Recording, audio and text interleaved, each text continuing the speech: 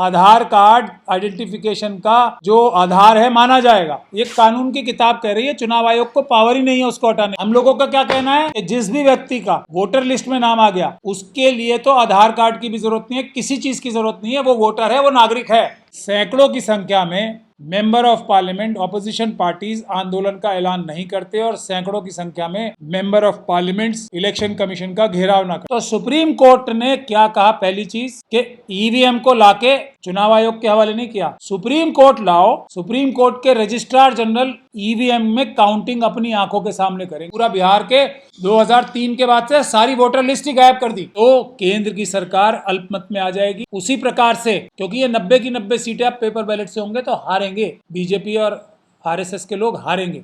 एक अकेला मत पत्र बीजेपी के सारे बेईमानी के चक्र पे भारी पड़ेगा।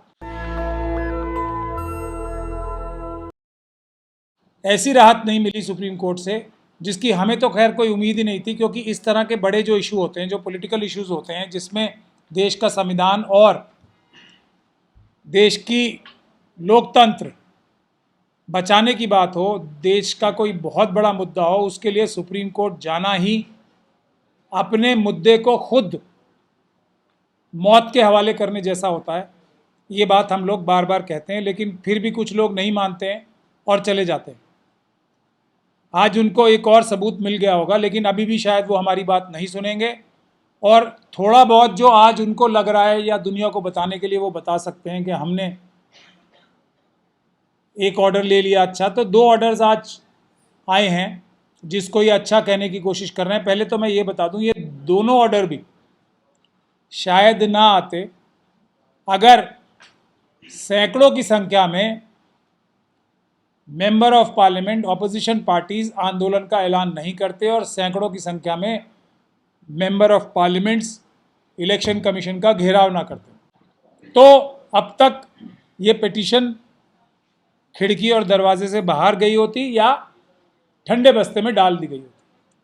अब एसआईआर का मुद्दा क्या है? बेसिकली जब ये बात शुरू हुई तो लोगों की डिमांड क्या है कि ये एसआईआर की एक्सरसाइज चुनाव आयोग के भ्रष्ट अधिकारियों ने शुरू की है, पूरी तरीके से गैर कानूनी है, इसका कोई भी कानूनी आधार नहीं है और इस किताब में इसकी कोई भी जिक्र नहीं है। इस पूरी किताब में जो चुनाव आयोग जिस पे बाध्य है काम करने के लिए, इसमें कोई भी बात, कहीं भी एसआईआर का जिक्र ही नहीं।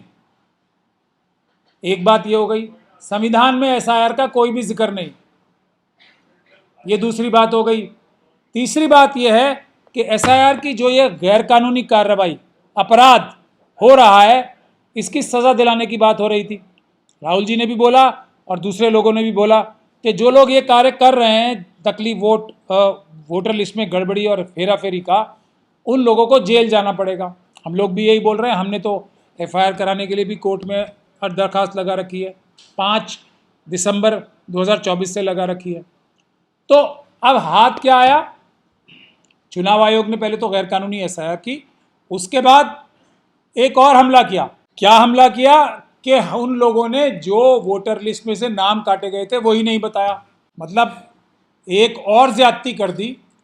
और अब जब एक और ज्यादती हो गई तो ये नई ज्यादती वापस करवा के हमारे लोग बहुत खुश हो रहे हैं। बुनियादी बात क्या है कि पुरानी जो वोटर लिस्ट है, जो 2025 के लोकसभा की वोटर लिस्ट है, उसके हिसाब से चुनाव होना चाहिए। यही मांग थी ना हमारी, यही मांग है और यही मांग हर ईमानदार व्यक्ति की रहेगी। इससे पहले कि पुरानी वोटर लिस्ट ही जिंदा ना की जाए और बिहार के चुनाव पुरानी वोटर लिस्ट से ही ना हो, कोई भी बात अगर कोई मानता है तो वो मेरे ख्याल से आरएसएस और बीजेपी का साथ देगा। मानने की जरूरत ही नहीं है क्योंकि वो गैर कानूनी है। जहां तक ये झूठ बहुत बड़ा फैलाया जाता है बीजेपी द्वारा कि बांग्लादेशी रोहिंग्या आ गए, तो बांग्लादेशी रोहिंग्या आ गए तो उनका नाम पता लगा किसी को? एक का भी नहीं ना। तो पहली बात यही है कि आरएसएस और बीजेपी के लोग सच बोलने में अक्षम है, बोल ही नहीं सकते, इसलिए उनकी किसी भी बात पे ध्यान नहीं देना चाहिए। और चुनाव आयोग भी आरएसएस और बीजेपी का एक वर्कर। तो आज भी स्थिति वही है। अब अगर आप ये सोच रहे हैं कि वोटर लिस्ट, ये जो नाम दे देंगे, चलिए हमने इतने लोगों के नाम काटे, तो क्या जिन लोगों के गैरकानूनी रूप से नाम काटे गए हैं वो ये नाम बता देने से वापस लिस्ट में आ जाएंगे? यही मांग है ना हमारी। ये लिस्ट जानना तो मांग ही नहीं थी ना हमारी, वो तो चुनाव आयोग की जिम्मेदारी थी जो उन्होंने नहीं पूरी की, तो सुप्रीम कोर्ट ने उसमें ये करा दी जिम्मेदारी उनकी पूरी। लेकिन हाथ, रिलीफ, फायदा, बचाव कुछ नहीं हुआ, जीरो। दूसरी बात है कि चुनाव आयोग को ये डायरेक्शन दे दी शायद कि हम तो ये पहले से ही बोल रहे थे कि मैं ये जो आधार कार्ड है उसकी परमिशन मिल जाएगी और उसी को रिलीफ मांग के सब वाहवाही लूटना शुरू कर देंगे। तो ये कोई रिलीफ ही नहीं है। सुप्रीम कोर्ट और सारे जो लॉयर्स थे आज तो जाके, क्योंकि 2-3 दिन से हम लोग बता रहे हैं, प्रावधान भी सेक्शन 23 है इस किताब का, आरपीए का सेक्शन 23 है, वो साफ तौर पे ये कहता है कि आधार कार्ड आइडेंटिफिकेशन का जो आधार है माना जाएगा। ये कानून की किताब कह रही है, चुनाव आयोग को पावर ही नहीं है उसको हटाने की। हम लोगों का क्या कहना है कि जिस भी व्यक्ति का वोटर लिस्ट में नाम आ गया उसके लिए तो आधार कार्ड की भी जरूरत नहीं है, किसी चीज की जरूरत नहीं है, वो वोटर है, वो नागरिक है। जब तक के चुनाव आयोग या कोई दूसरा व्यक्ति उसका नाम वोटर लिस्ट से ना कटवा दे, इस कानून का प्रावधान का पालन करते हुए जो सेक्शन 22 में लिखा है, और कोई तरीका ही नहीं है। एक बार वोटर लिस्ट में नाम आ गया, उसके अलावा अब हटने का एक ही तरीका है, सेक्शन 22 इसका। उसमें पहले नोटिस जाता है, रजिस्टर्ड पोस्ट से पूरा मौका मिलता है एक एक व्यक्ति को कि आपका नाम हम काटने के लिए ये हमें सबूत मिले हैं, तो आप आके जवाब दीजिए एक एक वोटर को। ऐसे नहीं कि सबके काट दिए एक साथ, पूरा बिहार के 2003 के बाद से सारी वोटर लिस्ट ही गायब कर दी। इससे बड़ा फ्रॉड, झूठ, मक्कारी कुछ नहीं हो सकती, अपराध कुछ नहीं हो सकता। ऐसे अपराधियों को जेल में भेजना चाहिए सुप्रीम कोर्ट को, जिसकी मांग ही नहीं की जा रही हमारे पिटिशनर से। तो हमारा कहना यह है कि ये वोटर लिस्ट के लिए कोई लाभकारी कार्य नहीं हो रहा है, नुकसान हो रहा है। अगर कोई फर्जीवाड़े वाला वोट होता है ना, तो उसके लिए जो जब वोट देने जाता है ना कोई, तो वहाँ लोग बैठे होते हैं हर पॉलिटिकल पार्टी के कैंडिडेट्स के, वो रोक लेते हैं उसे कि भाई आप नकली वोटर हो, नहीं जाने देते। तो कोई नुकसान, कोई नकली वोट अगर डालने वाला है तो वो डाल ही नहीं सकता। डाल जब सकता है कि चुनाव आयोग के भ्रष्ट अधिकारी, जो सीसीटीवी फुटेज होती है वहाँ की, वो हम जैसे लोगों को ना दे। हालांकि कानून की ये किताब कहती है कि हमें दे देनी चाहिए, उसके लिए कानून बदल दें। ये है बेईमानी की जड़। फर्जीवाड़े को रोकने के लिए सीसीटीवी कैमरा होता है, वीडियो फुटेज होती है, जो हम मांग रहे हैं। चुनाव आयोग कानून बदल के नहीं दे रहा। अब एक तो हो गई ये बात। 11 तारीख को सुप्रीम कोर्ट की एक बहुत महत्वपूर्ण फैसला आया है, जो शब्द में नाम लेने से भी डरता हूं। अब मैं सुप्रीम कोर्ट का नाम लेके तो बोल सकता हूं। सुप्रीम कोर्ट ने बहुत महत्वपूर्ण फैसला किया है ईवीएम के बारे में। हरियाणा में एक पंचायत के इलेक्शन में एक कैंडिडेट ने ये कहा कि फर्जीवाड़ा किया गया है और मुझे जानबूझ के चुनाव हराया गया है, मशीनों में हेराफेरी करके, जिस भी वजह से। हाई कोर्ट ने यह बोला कि मशीनों के द्वारा दोबारा काउंटिंग नहीं होगी। सुप्रीम कोर्ट ने अभी पहले तो पिछले महीने की 30 तारीख को और उसके बाद 11 तारीख को इसी महीने की फैसला किया है, बहुत ही महत्वपूर्ण, जिससे हमारी बैलेट पेपर को वापस लाने की लड़ाई को बहुत बड़ी मजबूती मिलेगी। सारा विपक्ष, राहुल गांधी जी, खड़गे जी और सारे नेता जो इंडिया गठबंधन के हैं, अखिलेश जी, ममता बनर्जी साहिबा, लालू यादव, तेजस्वी यादव साहब, शरद पवार साहब, जितने भी लीडर हैं हमारे, स्टालिन साहब, सब लोग कान खोल के सुन लें कि सुप्रीम कोर्ट ने अब ये कहा, क्या कहा है। 3 चीज़ें महत्वपूर्ण कही हैं। पहली, जो चुनाव आयोग का दावा था ना कि हम ईवीएम का प्रयोग इसलिए कर रहे हैं कि इसमें फिर वोटर्स की काउंटिंग की ज़रूरत जो है ना, गड़बड़ी नहीं होती।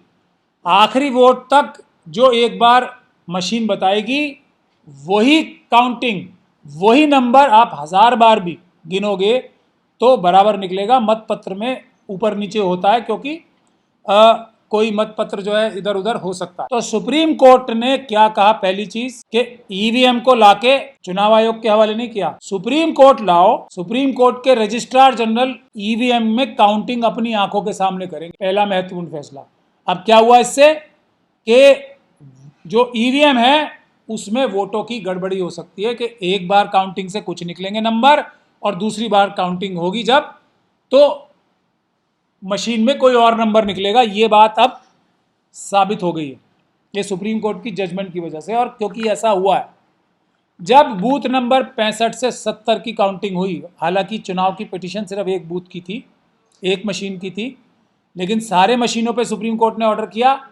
पहली जीत हमारी ये हुई है कि मशीनों में दूसरी बार काउंट करने से नंबर चेंज हो सकते हैं। पहली बड़ी जीत हमारी, ये सुप्रीम कोर्ट कह रहा है, अब हम नहीं कह रहे। दूसरी बड़ी जीत, ये जो सुप्रीम कोर्ट ने खुद अपने आप रिकाउंटिंग कराई है ना, उस पर भी सुप्रीम कोर्ट ने भरोसा क्या किया है, तब किया है जबकि रजिस्ट्रार जनरल सुप्रीम कोर्ट के जो अधिकारी हैं वो भी रिकाउंटिंग कराएंगे तो उसकी वीडियोग्राफी कराएंगे और वीडियोग्राफी लाके सबूत के तौर पे पेश करेंगे कि हमने काम ठीक से किया। तो दूसरी बात हमारी जो जीत हुई है वो ये हुई कि वीडियोग्राफी होनी चाहिए, मशीनों के ऊपर भी वीडियोग्राफी होनी चाहिए, सीसीटीवी फुटेज होनी चाहिए। ये सुप्रीम कोर्ट ने माना है। मशीनें तभी सुरक्षित हैं जबकि उसकी वीडियोग्राफी सबूत के तौर पे पेश की जाएगी, वरना मशीनों में धांधली हो ही सकती है। ये सुप्रीम कोर्ट का मानना है। तीसरी महत्वपूर्ण बात क्या है, जो हम सीसीटीवी फुटेज और वीडियो मांग रहे हैं ना, ये सारा केस शुरू इसलिए हुआ कि एक बूथ के एक प्रिसाइडिंग ऑफिसर ने गैर कानूनी तौर पे अपने प्राइवेट मोबाइल फोन से ये धांधली होते हुए रिकॉर्ड कर लिया और उस धांधली के वीडियोग्राफी जो गैर कानूनी तौर से की गई थी, प्राइवेट फोन से की गई थी, उस वीडियोग्राफी के बेसिस पे सुप्रीम कोर्ट ने ये फैसला किया है कि नहीं, ये सारा चुनाव में जो है मशीनों के माध्यम से भी गड़बड़ी हो सकती है, इसलिए दोबारा काउंटिंग कराओ और उसके बाद उस जीते हुए कैंडिडेट को उसको हरा दिया और हारे हुए कैंडिडेट को जिता दिया। मेरा ये संदेश अब सारी विपक्ष के पार्टीज के लीडर्स के लिए और 90 लोग जिन्होंने लोकसभा में पिटीशंस डाल रखी हैं, उस पे चुनाव दोबारा हो सकते हैं सिर्फ ये मशीनों की हेराफेरी ही साबित करने से। सीसीटीवी फुटेज और वीडियो फुटेज जो हमने मांग रखी है उसके माध्यम से 90 लोकसभा की सीटें, करीब 100 ये महाराष्ट्र की सीटें जिसके लिए पिटीशंस फाइल हुई हैं और 20 हरियाणा की सीटों पे इलेक्शन दोबारा हो सकते हैं अगर ईमानदारी से, मेहनत से और सही तरीके से चुनाव लड़े जाएंगे। मैंने आज की प्रेस कॉन्फ्रेंस इसी वजह से बुलाई थी कि एक बार फिर मौका है, ये ईवीएम के जो पीएम है इसको हटाने का। 90 सीटें अगर कम हो जाएंगी उन पे दोबारा लोकसभा में दोबारा चुनाव हो जाएंगे तो केंद्र की सरकार अल्पमत में आ जाएगी। उसी प्रकार से, क्योंकि ये 90 की 90 सीटें अब पेपर बैलेट से होंगे तो हारेंगे, बीजेपी और आरएसएस के लोग हारेंगे। उसी प्रकार से 100 के करीब सीटें महाराष्ट्र के इलेक्शन में अगर दोबारा मतपत्र से चुनाव होंगे तो वो सीटें हारेंगे और 20 सीटें हरियाणा में हारेंगे। और अगर यह आंदोलन अब जोर पकड़ गया तो मतपत्र से अगर चुनाव बिहार में हुए तो बिहार में बीजेपी की 22 सीटों से ज़्यादा नहीं आएंगी। ये जो राहुल जी और दूसरे लोग दिखा रहे हैं ये बहुत महत्वपूर्ण काम है, बहुत मुश्किल काम है कि वोटर लिस्ट में धांधली हो रही है, एसआईआर में वोटर लिस्ट में धांधली हो रही है, लेकिन अल्टीमेटली वोट चुराए किस माध्यम से जाते हैं? वो चुराए जाते हैं चुनाव में वोट चुराने की मशीनों के माध्यम से। अगर हमने मशीनों को रुकवा दिया तो बीजेपी की जो दर्जन भर से ज़्यादा, आरएसएस की जो दर्जन भर से ज़्यादा चुनाव आयोग के भ्रष्ट अधिकारियों के साथ मिलके धांधली और गड़बड़ी करने के तरीके और जरिए हैं वो कम पड़ जाएंगे। सिर्फ पेपर बैलेट इतना भारी पड़ जाएगा कि वो सारे तरीके कम पड़ जाएंगे और जमानतें तो शायद जब्त ना हो, फिर भारतीय जनता पार्टी की बच जाएं, लेकिन चुनाव वो ज़रूर हारेंगे, सरकार नहीं बना पाएंगे। एक अकेला मतपत्र बीजेपी के सारे बेईमानी के चक्र पे भारी पड़ेगा। इसीलिए हमारा फिर निवेदन है कि जो पेपर बैलेट वापस लाने का आंदोलन है वो रिवाइव करने का समय आ गया है। ये सब चीज़ें तो प्रॉब्लम बताने के लिए हैं कि हाँ वोटर लिस्ट में धांधली कर दी, वोट पड़ता और चोरी कैसे किया जाता है वो मशीनों के ज़रिए किया जाता है। करीब 80 से ज़्यादा %। बाकी फर्जीवाड़ा भी होता है, वोट भी चुराए जाते हैं, वोट नकली भी डाले जाते हैं, ये निशान मिटा के भी डाले जाते हैं। ये तो आरएसएस के पास सब टेक्निक मौजूद ही है ना। नेशनल दस्तक की आपसे गुजारिश है कि अगर इसको बचाना चाहते हैं तो नेशनल दस्तक को सब्सक्राइब करने के लिए रेड कलर के सब्सक्राइब बटन को दबाएं, फिर बेल आइकन की घंटी दबाएं। नेशनल दस्तक को बचाने के लिए बहुत ज़रूरी है कि हर खबर को शेयर करें, लाइक करें, कमेंट जरूर करें।